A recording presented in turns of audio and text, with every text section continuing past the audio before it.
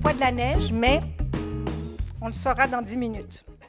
Le poids de la neige de Christian Gay-Poliquin à la Peuplade en 2016. Écrivain québécois, Christian Gay-Poliquin est né le 7 décembre 1982 à Saint-Armand. Et que vous avez de la culture.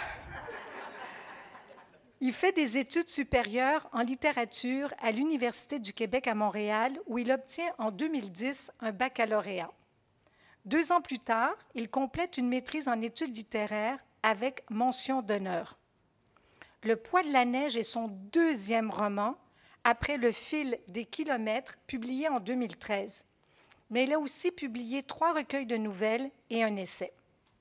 Alors là, les prix, France-Québec, Prix littéraire des collégiens, Prix littéraire du gouverneur général, Prix Ringuet de l'Académie des arts et des lettres du Québec, Prix de l'Association des études internationales québécoises et finaliste du Prix des libraires du Québec en 2017.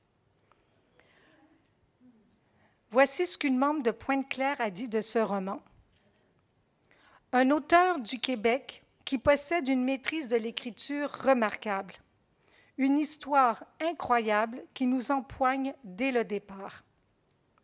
Une panne d'électricité, un village isolé, 2 hommes coincés dans une maison éloignée du centre, le plus âgé ayant accepté, moyennant l'approvisionnement en nourriture et la promesse d'un départ, de soigner le jeune blessé lors d'un accident.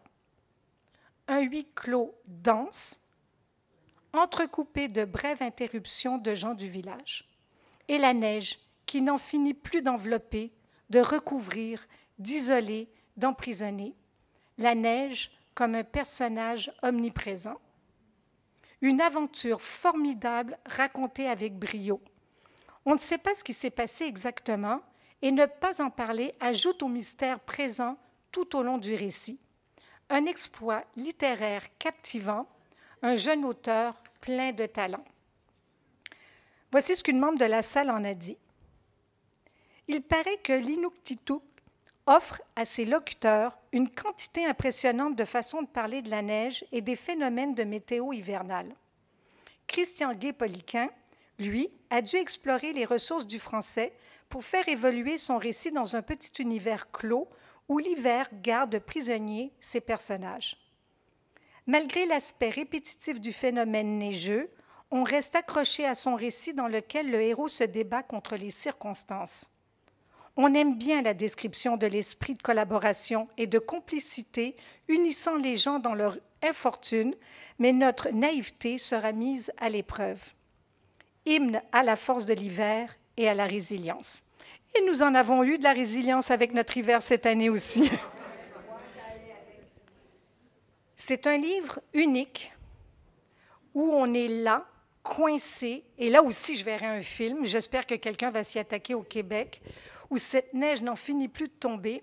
Et moi, je me suis posé une question, et je ne sais pas si ça vous est arrivé aussi, les chiffres qui sont indiqués en haut des chapitres.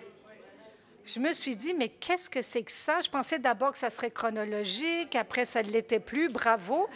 C'est la neige. Alors, il y a tant de centimètres, après ça baisse un peu, après ça remonte. Je trouve ça très ingénieux comme procédé. Alors, est-ce qu'il y a quelqu'un qui voudrait nous donner son opinion sur ce livre? Vous êtes gelés, hein? Il y a tellement neigé là que vous n'osez même plus bouger du tout. Ben, oui. C'est la fin, quand il décide de laisser il se prépare avec sa espèce de 4x4, il décide de laisser ça, j'ai trouvé ça. Mais moi, je trouve que dès la première ligne jusqu'à la fin, ce roman se tient. Il ne se passe rien.